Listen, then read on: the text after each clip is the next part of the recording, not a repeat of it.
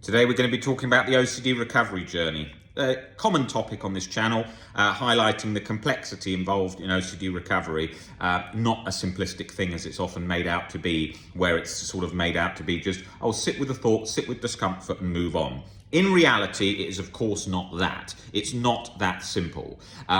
People often sort of think that they've come up with some genius idea when people sometimes say on social media, like, yes, I've done a great deal of thinking, and you really need to just see it as a silly thought and move on.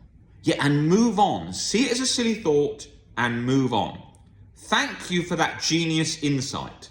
That is not genius insight. That is the most basic idea that pretty much anyone could have actually come up with if they'd thought through the sort of basics of how it operates. Now, the problem is, OCD sufferers want it to be that simple. That's the problem.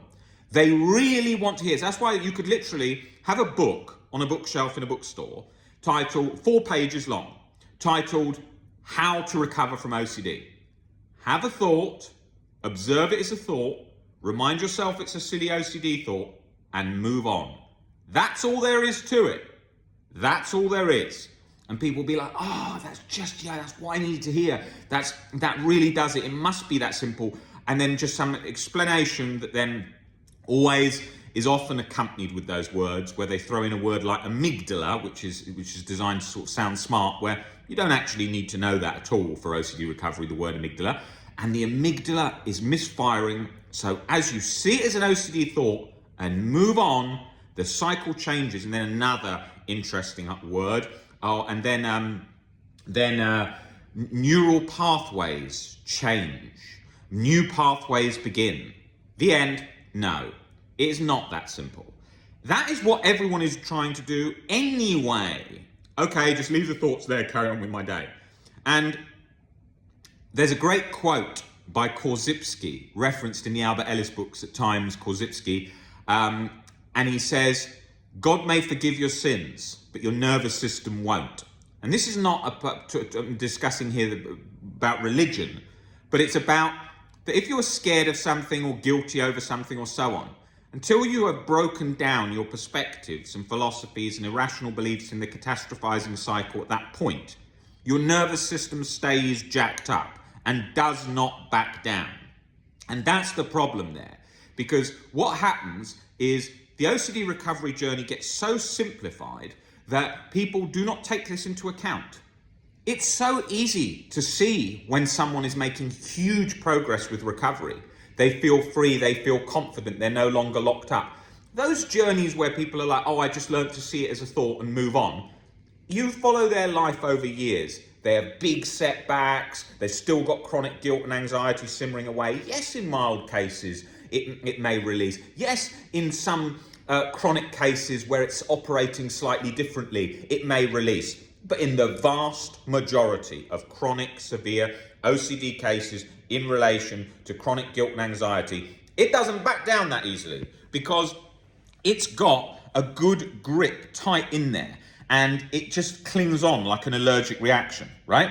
The same as some people with allergies have different reactions. Somebody might go on a plane, sit on a bit of some dust from where someone was eating nuts before and have a terrible allergic reaction and end up in hospital. Somebody else might need so much more of the particular thing that they're allergic to get a mild reaction. Think of OCD like that, like some kind of mental allergy in the brain that's leading to that cycle being there. And that is very much the way I view it, because for as long as I've been working with OCD, you always get these sort of comments where somebody does not understand it. Very basic understanding of OCD, sort of blasted as some amazing genius wisdom that's come about.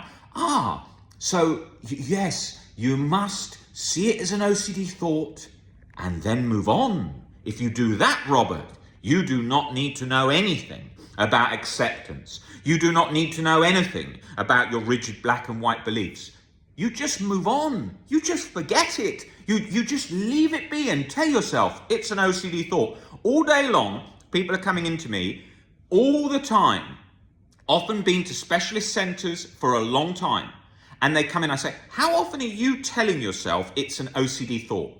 Oh, I tell myself maybe like 300, 400, 500 times a day. Just a reminder, and you know, it's a good thing to remember. No, that is a compulsion. The same as I see people come from huge centres with exposures all the time and speaking about exposures all the time, and they come in and I say, how are you doing with exposures? I've got to do the next one, I've got to do the next one, I've got to do the next one. It's morphed, I've got to do the next one, I've got to do it. I said, it's become very compulsive. Have you not realised that? No. Because the problem is, because OCD is complex, it is misunderstood by most. That's just a fact. The evidence for that is the fact that the majority of OCD sufferers are still stuck. Why? Because they do not have an understanding of how to recover from OCD, hence why OCD forums are generally full of reassurance, generally full of people staying stuck, and generally basic info being shared.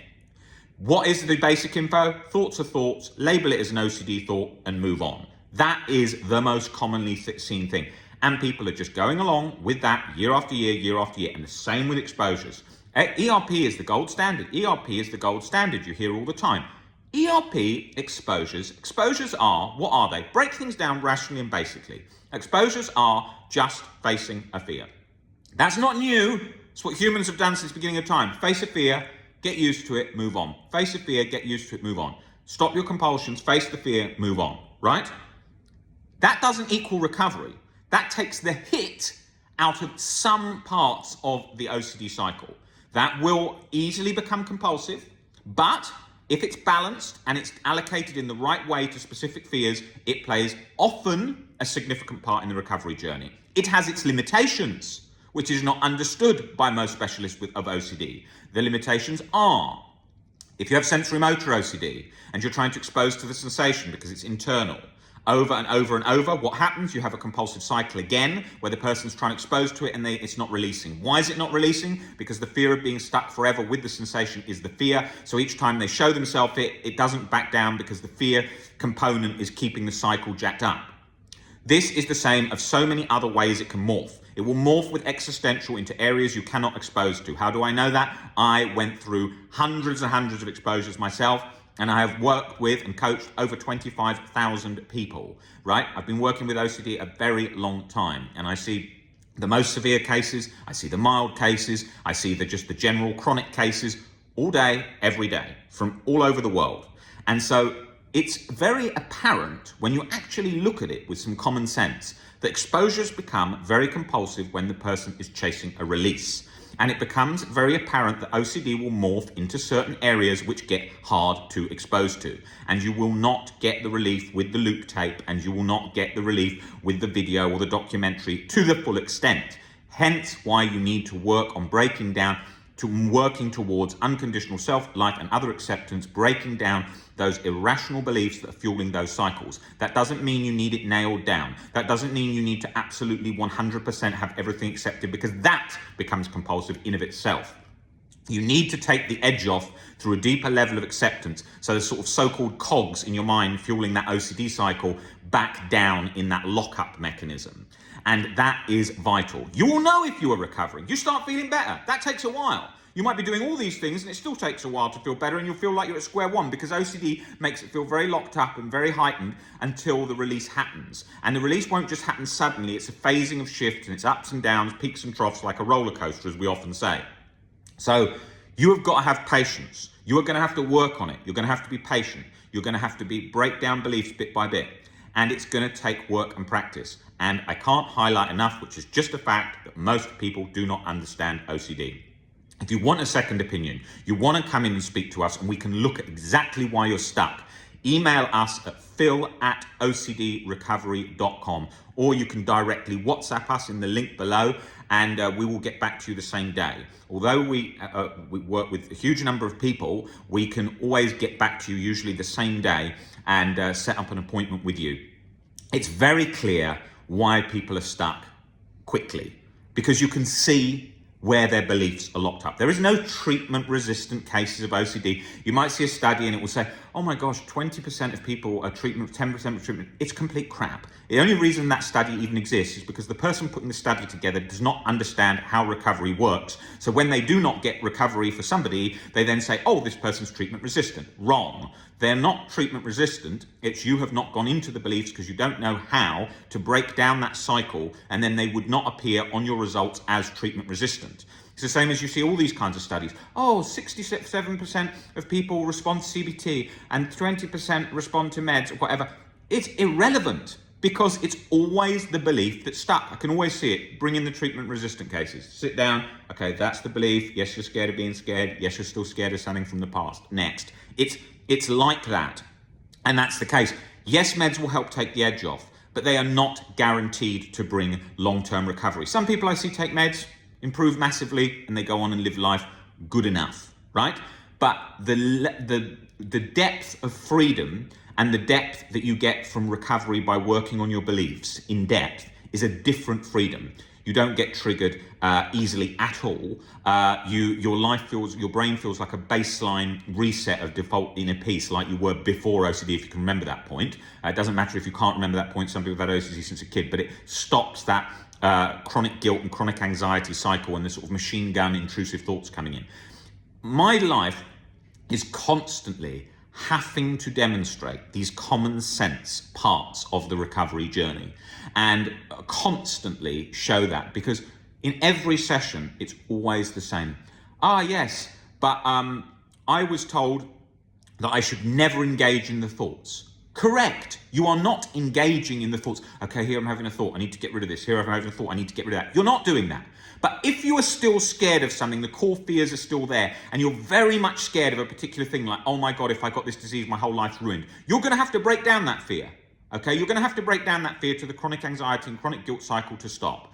And that is going into the fear. That's not constantly engaging with the thoughts, but you're going to have to do that. And the same as people who say, like, even the people who say, oh, you should never engage with thoughts, you never engage with thoughts. What they're saying is incorrect anyway by the fact that they're giving out exposures that are tailored specifically to a specific fear. If you never had to think about, oh, the content of the thought's irrelevant, is crap. Because if the content of the thought was irrelevant, all exposures would be the same. There would be no exposure for HIV, for contamination. It would just be the same exposure for all thoughts, because according to that, no thoughts, the content matters at all. The content does matter to some extent. You need to go into the core fears usually to get towards a deeper level of acceptance.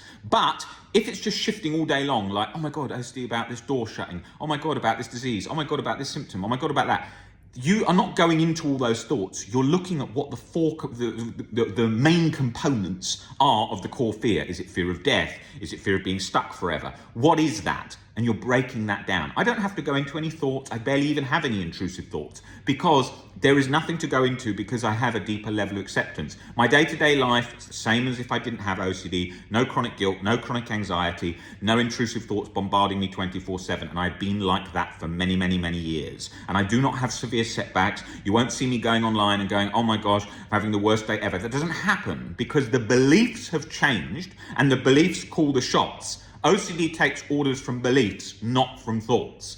And that is the recovery process. And that takes work, practice, persistence, and time, but you can get there.